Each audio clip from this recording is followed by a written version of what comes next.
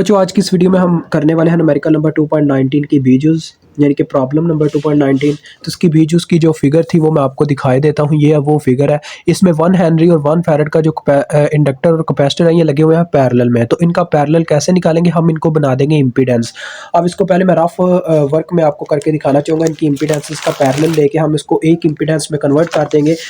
तो ये चीज़ मैंने आपको बताई थी कि इंडक्टर की जो होती है हमारे पास इम्पीडेंस वो एस एल के फार्मूले से आती है, यानी कि एस के साथ एल इंडक्टेंस को ज़रब दे देते हैं, और कैपेसिटेंस की आती है 1/s/c करने से। ठीक है, यानी कि एस के 1/s के साथ उसकी कैपेसिटेंस को बटे में ज़रब करवाते हैं, ये फार्मूला होता है। तो इसको मैं देखें फॉलो करते हुए आपको एक इंडक्टेंस बना के दिखाता हूँ यहाँ पे रफ अमल में।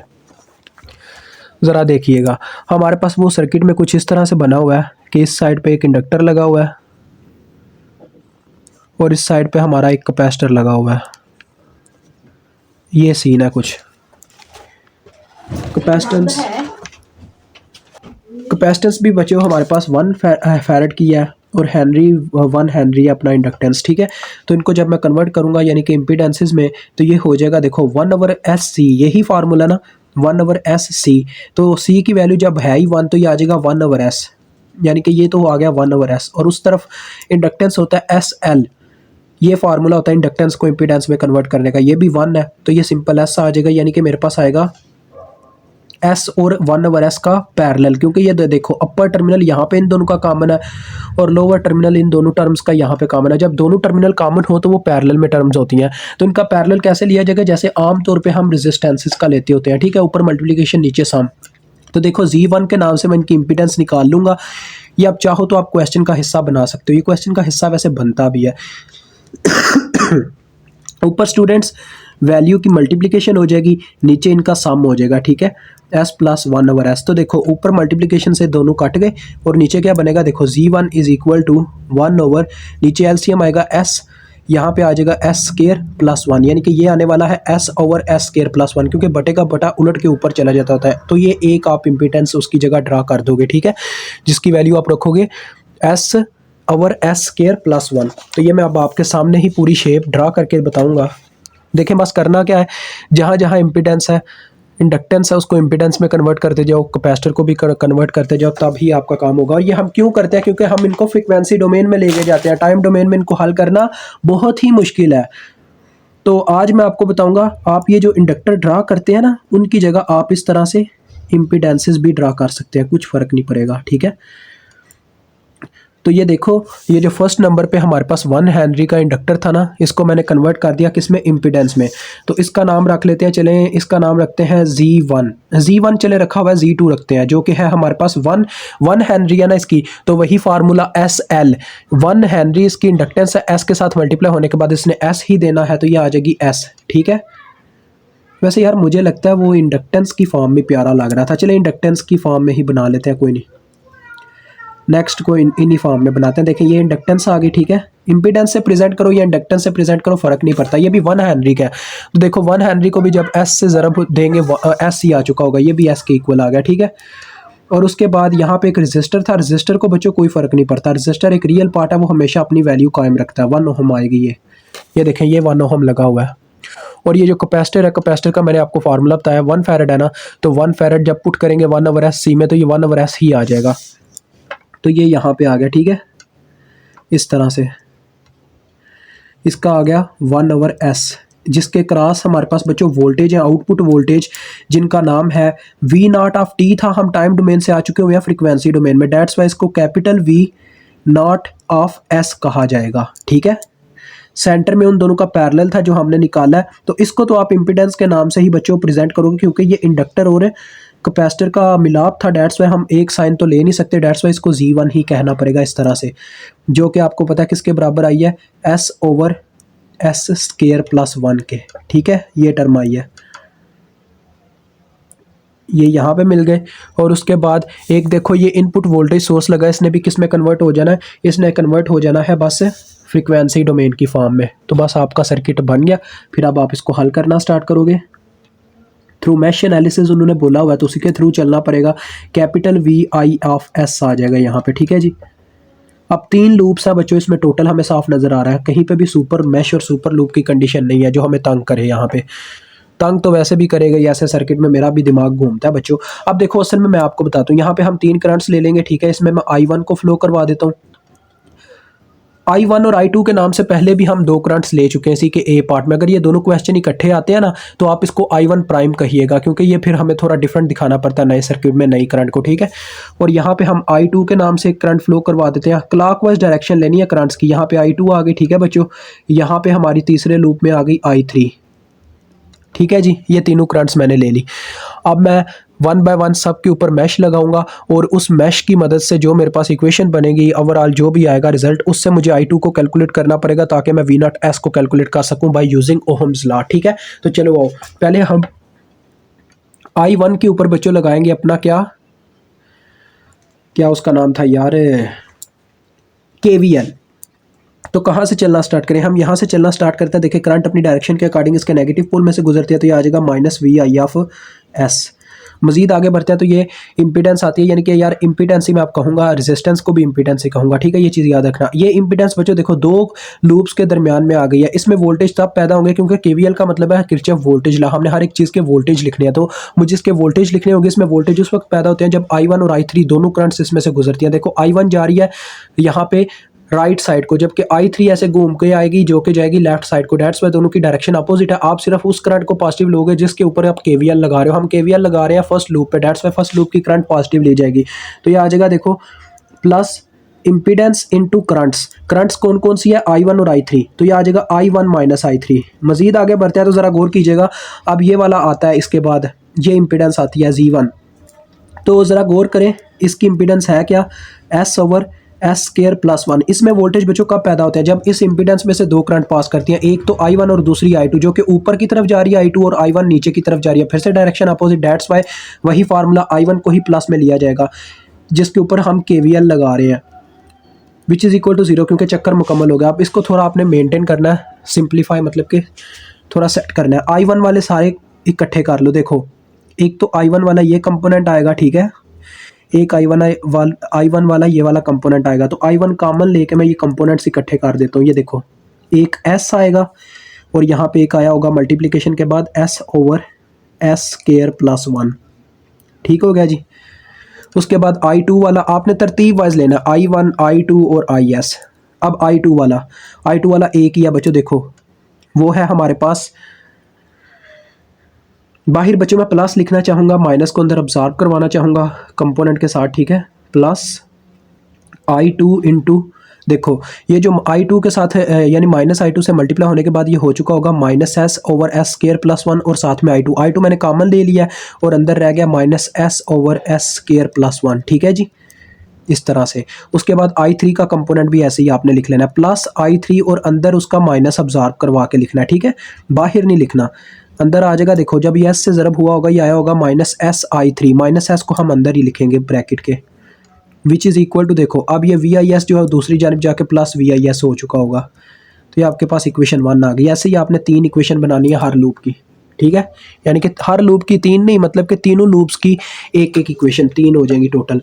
तो अब सेकंड लूप के ऊपर KVL लगाएंगे, यहीं से चलना स्टार्ट करते हैं। देखो बच्चों Z1 में से 2 करंट्स पास कर रही हैं, एक I2 और एक I1, लेकिन अब लूप 2 के ऊपर KVL लग रहा है, डेट्स वाई लूप 2 की करंट को आप पॉजिटिव लोगे, ठीक है। तो ज़रा गौर करना, इसकी जो इंपीडेंस है वो है S/S²+1। पहले मैं इंपीडेंस लिखूंगा फिर करंट्स का रोल लिखूंगा। देखो करंट I1 नीचे को जा रही है, I2 ऊपर को, तो लिहाजा I2 को पॉजिटिव लिया जाएगा क्योंकि I2 के ऊपर KVL लग रहा है। उसके बाद ये 1 ओहम में से गुजरती है। मजीद आगे बढ़ते हैं तो यहाँ से भी 2 करंट्स पास कर रही है, I2 जा रही है राइट साइड को, I3 जा रही है लेफ्ट साइड को, दोनों की डायरेक्शन अपोजिट है। तो लिहाजा हम फिर से यही काम करेंगे, पहले इंपीडेंस लिखेंगे इनटू, अब करंट्स लिखेंगे, करंट लिखेंगे पॉजिटिव I2 को रखेंगे क्योंकि I2 के ऊपर KVL लग रहा है।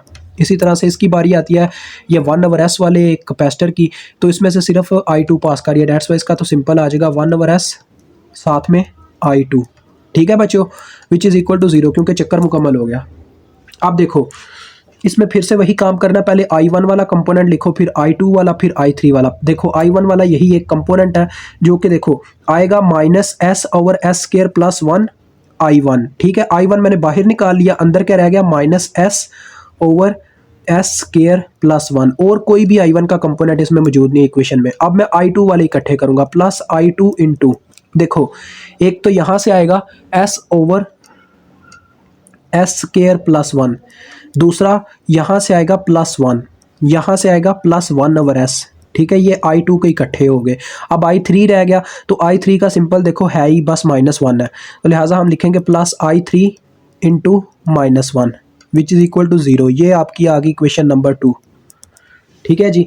अब हम इक्वेशन नंबर 3 बनाएंगे लूप 3 के ऊपर KVL लगा के। तो चलो अब KVL लगाते हैं लूप 3 के ऊपर। यहाँ से चलना स्टार्ट करते हैं। देखो 1 ओम में से जब करंट पास करती है तो इसमें से 2 करंट्स पास कर रही है, I2 इस तरफ जा रही है, I3 जा रही है इस तरफ, यानी कि दोनों की डायरेक्शन अपोजिट है। तो बाहर आ गई impedance into I3 minus I2 आएगा, क्योंकि अब लूप 3 की करंट को हम पॉजिटिव रखेंगे हर दफ़ा, क्योंकि अब बात हो रही है लूप 3 के ऊपर KVL की। तो इसके बाद यहाँ से करंट गुजरेगी इस इंडक्टर में से, तो यहाँ पे भी 2 करंट्स पास कर रही हैं, एक I1 और दूसरी I3। I1 जा रही है बच्चों राइट साइड को, I3 जा रही है लेफ्ट साइड को, तो फिर से वही अपोजिट डायरेक्शन। यहाँ पे पहले इम्पीडेंस S आ गई, इंटू आ गया I3 माइनस I1। मज़ीद आगे बढ़ते हैं तो ये वाला एक इम्पीडेंस बचता है जिसकी इम्पीडेंस है ये S ही है ना, हाँ जी S है। तो लिहाजा इसकी मेरे पास क्या वोल्टेज आएंगे, S इंटू I3, ठीक है जी, विच इज़ इक्वल टू 0। तो ये आ गया। अब आपने वैसे ही फॉर्म बनानी है जैसे बाकियों की बनाई हुई है। पहले I1 की लिखो, देखो I1 बस एक ही है इनमें, जो क्या आता है -S। तो I1 हमने बाहर कॉमन ले लिया, अंदर उसका कंपोनेंट लिख दिया -S। उसके बाद I2 वाले इकट्ठे किए, I2 वाला भी एक ही है बच्चों, जो कि -1 है। तो हम क्या करेंगे, बाहर लिखेंगे +I2 इंटू लिखेंगे -1। उसके बाद I3 वाले अब इकट्ठे करते हैं। देखें +I3 इंटू यहाँ पे आता है 1, यहाँ पे आता है S, यहाँ पे भी आता है S, which is equal to 0। This is your equation number 3। अब आपने इनको लिख लेना है मैट्रिक्स फॉर्म में, और फिर क्रैमर रूल का हेल्प लेते हुए हम I2 को कैलकुलेट करेंगे। तो देखें मैट्रिक्स फॉर्म में कैसे लिखते हैं इक्वेशंस को, ये मैंने बताया हुआ है पहले भी। डिटर्मिनेंट फॉर्म में लिखेंगे। देखें पहले आपने इनके साथ जो जो नंबर्स मौजूद है ना, यानी जो जो वेरिएबल्स मौजूद है वो लिखने हैं। देखें फर्स्ट वाली के साथ मौजूद है S plus S over S square +1। फिर I2 के साथ मौजूद है -S ओवर S स्केयर +1। फिर तीसरी के साथ मौजूद है -S। फिर बात आती है दूसरी इक्वेशन की। दूसरी इक्वेशन में इसके साथ मौजूद है -S ओवर S स्केयर +1, ठीक है जी। फिर बात आती है I2 की। I2 का काफ़ी लंबा प्रोसीजर है, देखें क्या क्या है। S ओवर S स्केयर +1 है, फिर है +1, फिर है +1/S। फिर I3 की बात आती है जिसके पास बस -1 है, ठीक है। फिर लास्ट वाली इक्वेशन आती है ये वाली, इसके साथ देखो -S I1 में, इसके साथ -1 है, और इसके साथ है 1 प्लस, देखो बच्चों ये दोनों S जमा होकर 2S बन चुके होंगे। इतना तो चले हम कर ही सकते हैं ना। ये लिखने के बाद अब आपने क्या करना है जी, सॉरी मैंने इनको डिटर्मिनेंट फॉर्म में लिख दिया, इनको क्या नाम है, मैट्रिक्स फॉर्म में लिखना है, ठीक है जी, एक मैट्रिक्स की फॉर्म में। माजरत जल्दबाजी में मैं लिख के हूँ। अब आगे आप वेरिएबल्स लिखोगे जो जो इनके साथ मौजूद थे। I1 है, कॉलम वाइज आपने वो वेरिएबल्स लिखने हैं, I2 है और I3 है, विच इज़ इक्वल टू, अब इनके जो इज़ इक्वल टू की साइड पे नंबर है वो लिखना है। पहले नंबर पे है VI/S, फर्स्ट इक्वेशन का नंबर, फिर है 0, फिर है 0। That is your equation matrix in matrix form. अब हम इसको सॉल्व करेंगे बच्चों I2 के लिए। I2 के लिए सॉल्व करने का एक तरीका होता है क्रैमर रूल्स, वो हम आपको यहाँ पे करके दिखाएंगे। ये नहीं होगा कि आपको वैसे ही कह दिया जाएगा ऐसे ऐसे कर लेना और ये हो जाएगा, एक एक चीज़ आपको बताई जाएगी, तो थोड़ा वेट कीजिएगा। तो बच्चों I2 को फाइंड आउट करने का ये फार्मूला होगा, I2 is equal to del I2 over del. Del का मतलब है डिटर्मिनेंट, ठीक है जी, यानी कि I2 का determinant over simple determinant. Del I2 कैसे आप निकालेंगे, देखें सिंपल डिटर्मिनेंट तो आपको पता ही है क्या आएगा, सिंपल जो हमारे पास मैट्रिक्स है उसका डिटर्मिनेंट आएगा। बस डेल I2 बनाने के लिए मैं आपको तरीका बताता हूँ, और फिर इस रजिस्टर पर सॉल्व करके डायरेक्ट वहाँ पे पुट करेंगे, ठीक है जी। तो ये देखें I2 है बच्चों यहाँ पे सेकंड रो में, ठीक है जी। अगर मैट्रिक्स में देखा जाए तो हम सेकंड रो में अगर ये है तो वहाँ से सेकंड कॉलम को हटा के ये रिजल्टेंट वाली साइड उसमें पुट कर देंगे तो हमें I2 का मैट्रिक्स मिल जाएगा, ठीक है। यानी कि ये सेकंड कॉलम जो है इसकी जगह आ जाएगा VIS 0 0, ये टर्म बन जाएगी। तो देखो बाकी एज इट एज आपने लिखना है जो इर्द गिर्द के नंबर है, S plus S over S square +1, यानी कि पहली और तीसरे कॉलम को एज इट एज लिखो जैसे हैं वो मैं आपके सामने ही लिख रहा हूँ। ये रफ अमल में करने की ये वजह क्योंकि बच्चों वो जो है ना काफ़ी लंबा प्रोसीजर हो जाएगा अगर मैं यहाँ पे करने बैठा तो, और वहाँ पे थोड़ा हम सफाई का ख्याल रख रहे हैं। अब देखो ये टर्म आ गई, तो सेकंड कॉलम मैंने छोड़ दिया क्योंकि ये सेकंड रो में था, उसकी जगह हमने क्या पुट करना है, इज इक्वल टू के इस साइड वाले नंबर VIS VIS 0 0। अब हमने इसका डिटर्मिनेंट फाइंड आउट कर लेना, तो डेल आई टू आ जाएगा। डेल जो सिंपल डिटर्मिनेंट है वो उसी मैट्रिक्स का बच्चों डिटर्मिनेंट है जो अपनी असल फॉर्म में था, इस फॉर्म में, ठीक है। इसका डिटर्मिनेंट लोगे तो वो डेल आपको फाइंड आउट हो जाएगा, ये आपको फाइंड आउट करने पड़ेंगे। तो चलो फाइंड आउट करते हैं। तो किसी भी एक रो या किसी भी एक कॉलम से आप खोल सकते हो, ये आपकी अपनी मर्जी होती है। तो मैं सेकंड कॉलम से खोलना चाहूँगा क्योंकि इसमें 2 ज़ीरो हैं जो मेरी हेल्प करेंगे, यानी कि मेरा प्रोसेस थोड़ा इजी रहेगा। तो देखो बच्चों कैसे डिटर्मिनेंट ओपन होता है। आपने लिखना होता है एक्सपैंड बाय, या आप ऊपर लिखते हो expand by column two expand by this, या जो भी आप कहना चाहो, ठीक है। तो इसका तरीकाकार ये होता है, देखो plus minus plus minus plus minus plus minus plus.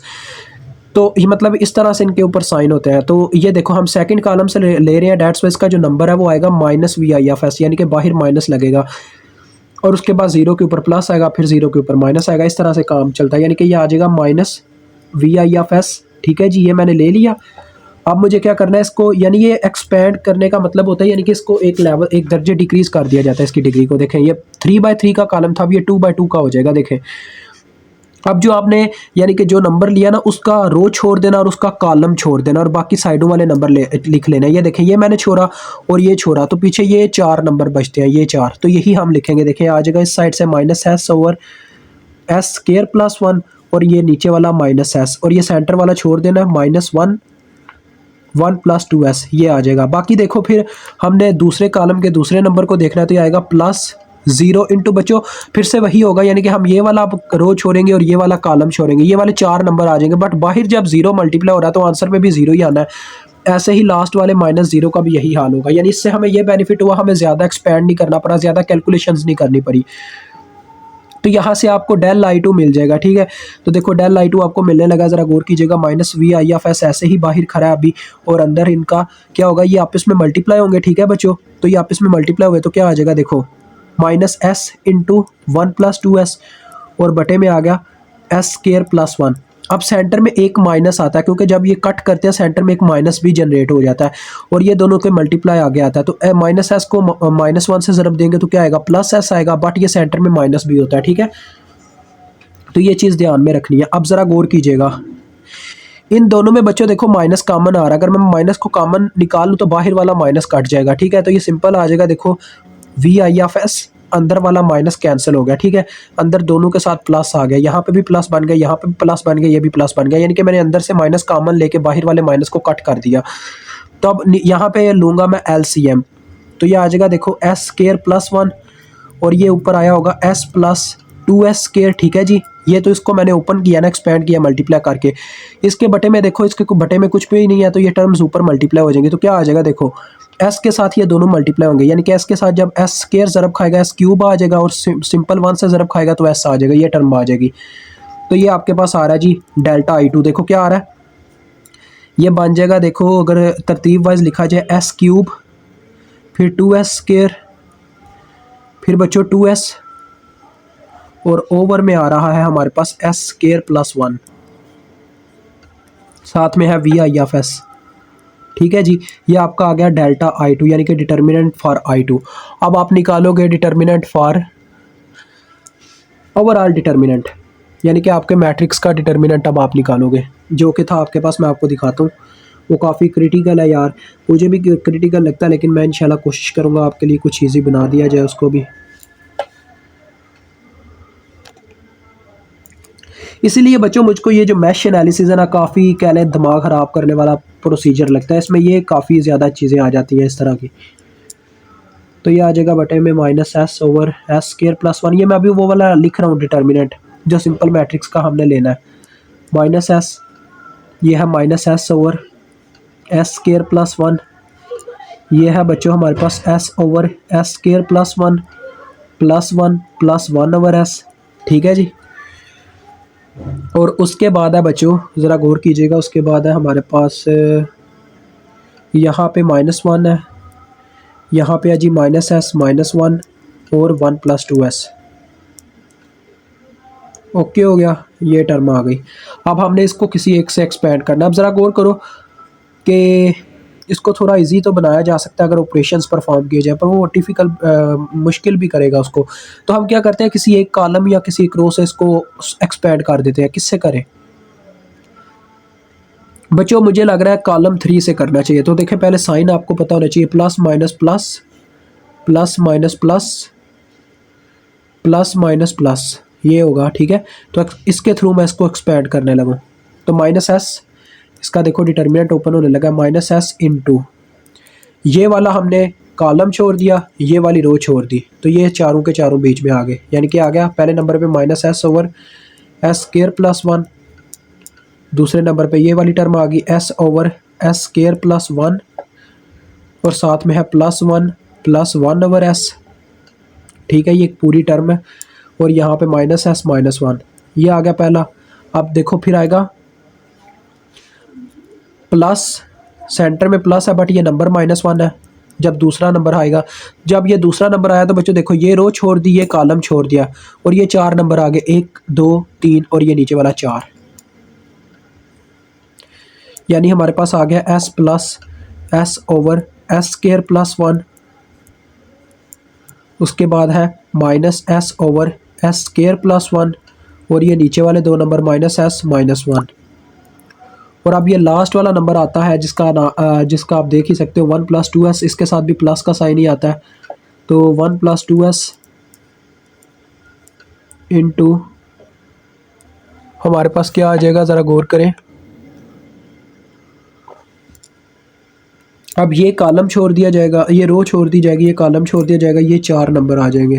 तो काफ़ी मुश्किल लग रहा है बट इसको सॉल्व तो करना ही पड़ेगा यार। काफ़ी मुश्किल हो गया बच्चों, मुझे तो कह लें काफ़ी मुश्किल नज़र आ रहा है अब अपने लिए।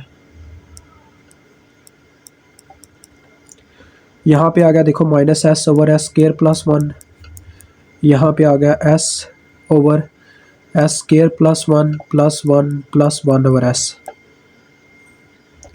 अब यहाँ पे भी डिटर्मिनेंट ही चल रहा है। देखो ये टर्म आमने सामने वाली टर्म ज़रब खाएंगी, ये भी ऐसे ही ज़रब खाएंगी। ठीक है जी, ऐसे ही आमने सामने ज़रब खाती जाएगी। तो ये क्या आ जाएगा, देखो माइनस एस इंटू ये जब इससे ज़रब हुई तो देखो प्लस एस बन चुका होगा, plus S over S square plus 1 आ चुका होगा। ठीक है, और जब ये इससे ज़रब खाएगी, सेंटर में आपको पता माइनस भी होता है, वो माइनस इसके माइनस को प्लस कर चुका होगा। ठीक है, तो एस इनके साथ ज़रब खाएगा। देखो जब एस इनके साथ ज़रब खाएगा तो ये क्या बन के आ जाएगी, प्लस एस जब इसके साथ ज़रब खाएगा तो ये आ जाएगा S square over S square plus 1, साथ में प्लस 1 है, 1 के साथ भी एस ज़रब खाएगा तो ये एस आ जाएगा, इसके साथ जब एस ज़रब खाएगा तो ये प्लस 1 आ जाएगा। इस तरह से ये टर्म आ जाएगी। ठीक है, और उसके बाद मज़ीद आगे बढ़ते हैं तो सेंटर में देखो आ गया था -1 इंटू, अब ये -1 इनके साथ ज़रब खाएगा तो इनके साइन चेंज हो जाएंगे, minus S over S square plus 1 आ जाएगा। ठीक है, सेंटर में आपको पता है माइनस होता है, तो यहाँ पे माइनस माइनस तो कैंसिल हो चुके होंगे, लेकिन वो माइनस इनके माइनस को फिर से बरकरार कर देगा, और ये एस इसके साथ ज़रब खाने के बाद इसको बना देगा S square over S square plus 1, ये टर्म ऐसे आ जाएगी। ठीक है, मज़ीद आगे बढ़ते हैं तो यहाँ पे क्या देखने को मिलता है, देखो प्लस 1 + 2s और इनटू देखो ये टर्म इसके साथ ज़रब खाएगी तो ये क्या आ जाएगा यार, ये काफ़ी लंबा लग रहा है मुझे, S plus S over S square plus 1 ऐसे into S over S square plus 1 plus S plus 1 over S, ये आ गया। सेंटर में आपको पता देखे 2 माइनस है, माइनस माइनस से कैंसिल, बट ये माइनस फिर से बरकरार हो जाएगा, सेंटर में एक और माइनस होता है कट करने की वजह से, तो ये आ जाएगा। देखो ये होल टर्म का स्केयर है, यानी ऊपर वाली टर्म का और नीचे वाली टर्म दोनों का स्केयर है ऐसे। अब बच्चों इसको यार मैं थोड़ा सिंप्लीफाई करके आपको डायरेक्ट आंसर बताता हूँ, इसको सॉल्व करता हूँ ओवरऑल जैसे जैसे हो सकता है मुझसे। तो बच्चों झूठ तो आपसे बोलने वाला नहीं, देखे कितना लंबा प्रोसीजर हुआ है, मुझे ये सारे स्टेप्स इसमें करने पड़े हैं, और उसके बाद यहाँ पे आ जाके मेरा ये क्वेश्चन डेल्टा का ये आंसर दे रहा है, मुझे इतना लंबा प्रोसीजर मुझे डन करना पड़ा है। तो जो बच्चा डिटर्मिनेंट को अच्छी तरह से समझता है वो ये प्रोसीजर वही कर पाएगा मैथमेटिक्स में जो तेज़ है, अदरवाइज़ कोई भी नहीं कर सकता। ये देखें ये लास्ट में आंसर आ रहा है। ठीक है, तो इसको अब उठा के वहाँ पे पुट करेंगे। तो पुटिंग में आ जाते हैं, देखें ज़रा गौर करें, ये पुटिंग है delta I2 over del I2 की वैल्यू के लिए। डेल्टा I2 हमारे पास आया था, ये देखें ये डेल्टा I2 ऊपर हुआ है, तो इसको पहले लिख लें s³ plus 2s square plus 2s over s square plus 1 और साथ में था इसके वी आई एफ एस। बच्चों वी आई एफ एस को बाद में लिख लेते हैं। अब मैं आपको एक बात बताता हूँ, देखें डेल्टा इसके बटे में है ना, डेल्टा अगर इसके बटे में है तो उसका मतलब है डेल्टा का जो नॉमिनेटर होगा वो इसके लिए डिनोमिनेटर होगा और जो उसका डिनोमिनेटर होगा वो इसके लिए नॉमिनेटर होगा। यानी कि अगर मैं डेल्टा को इसी फॉर्म में लिखना चाहिए उसके साथ मल्टीप्लाई की फॉर्म में, तो वो उलट के रकम आपको पता चेंज हो जाती है। जो चीज़ डिवाइड हो रही होती है उसको अगर लिखा जाए तो वो उलट के तो दूसरी रकम उलट के आ जाएगी, जैसा कि मैं आपको बता रहा हूँ। तो देखें क्या आ जाएगा, ये आ जाएगा हमारे पास एस स्केयर प्लस 1 होल का स्केयर था जो, ठीक है, जो मैंने निकाला है, और बटे में था S6। तो बच्चों ये टर्म इस तरह से आ जाएगी, यानी कि उलट के आ जाएगी। जो नॉमिनेटर था वो डिनोमिनेटर बन चुका है और जो डिनोमिनेटर था वो नॉमिनेटर बन चुका है। आपको पता है जब डिवीजन करते होते थे हम इस तरह से लिखते थे, देखें 2 हम लिखते थे 2 डिवाइडेड बाय 2/3। तो इसको जब मल्टीप्लिकेशन में कन्वर्ट करते थे तो ये बन जाता होता था 3/2, ऐसे ये टर्म ऐसे होती थी। तो यहाँ पे भी वही केस चला है, ठीक है। तो देखो अब ये मल्टीप्लाई हो रहा है तो देखो इसकी पावर जो है इसके साथ कट गई और ये मेरे पास I2 आ गया, ठीक है। I2 is equal to s cube plus 2s square plus 2s over this term, ठीक है। तो अब मैं आपके सामने यहाँ पे सॉल्व करूँगा I2 की वैल्यू लेते हुए वी नॉट ऑफ एस को, और आपको ये भी याद होना चाहिए इसके साथ वी आई एफ एस भी मौजूद है, क्योंकि वो टर्म मैंने एंड पे लिख दिया, क्योंकि मल्टीप्लिकेशन है, मल्टीप्लिकेशन में आगे भी आप लिखते हो कोई फ़र्क नहीं पड़ता, वो ऐसे ही है जैसे इनके साथ ही है, ठीक है। तो पहले तो मैं आपको I2 की वैल्यू यहाँ पे मेंशन करके दिखाऊंगा। ये नेक्स्ट शीट हमें लेनी पड़ेगी। यहाँ पे पहले मैं I2 की वैल्यू मेंशन करता हूँ। I2 इज इक्वल टू, मेरे पास देखें बच्चों क्या आ चुका है, S cube plus 2s square plus 2s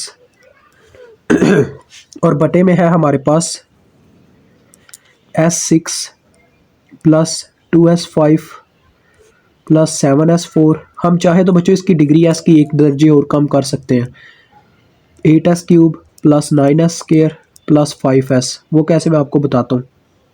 साथ में देखें वी आई एफ एस, हम चाहे तो बच्चों इन दोनों टर्म्स में से एक एक एस कॉमन लेके सबकी डिग्री कम कर सकते हैं। यहाँ से भी एस कैंसिल, नीचे से भी एस कैंसिल और एक एक दर्जे डिग्री कम हो जाएगी, क्योंकि दोनों टर्म्स में सबके साथ एस मौजूद है।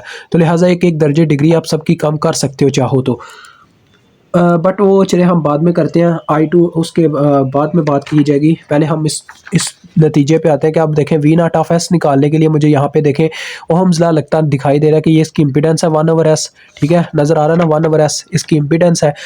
और वी नॉट ऑफ एस के फार्मूले के लिए I2 इसमें से क्या करती है, जब I2 इसमें से गुजरती है करंट, तब इसमें वी नॉट एस वोल्टेज पैदा होता है। तो डेट्स वाई इसका फार्मूला आ जाएगा V not of s current into impedance, ठीक है। V not of s is equal to current into impedance, impedance है 1/s और करंट है I2। तो I2 की बच्चों डायरेक्ट आप इक्वेशन भी पुट कर सकते हैं, या एक दफ़ा आप इस तरह से लिख दें फिर बाद में पुट करें 1/s और फिर इस तरह से आगे I2 की। अब मैंने जैसा कि बोला आप एस कॉमन ले लें, तो मैं एस कॉमन ही ले लूँगा, ठीक है। तो देखिए मेरे पास क्या आ जाएगा,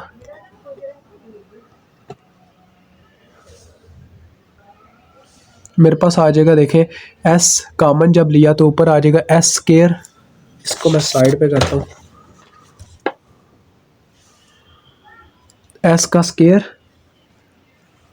प्लस 2s प्लस 2 और बटे में जब एस कॉमन लिया जाएगा तो इनटू आ जाएगा, देखें एस की पावर 5 प्लस 2s की power 4 plus 7s cube plus 8s square plus 9s plus 5, ऐसे आ जाएगा, ठीक है बच्चों। और साथ में है वी आई एफ एस। अब मैं वी आई एफ एस को उठा के दूसरी जानिब ले जाऊंगा तो ये आ जाएगा वी नॉट ऑफ एस और वी आई एफ एस, जो कि हमें निकालना था ट्रांसफ़र फंक्शन। तो ले जी, ये मैश एनालिसिस से दोनों मैंने सॉल्व कर दिए हैं और ये 1/s जो है इसके बटे में चला जाएगा, ये वाला एस इसके साथ कैंसिल हो चुका होगा। तो हमारे पास एट द लास्ट इक्वेशन आएगी s square plus 2s plus 2 over s into s की power 5 plus 2s4 plus 7s cube plus 8s square plus 9s plus 5।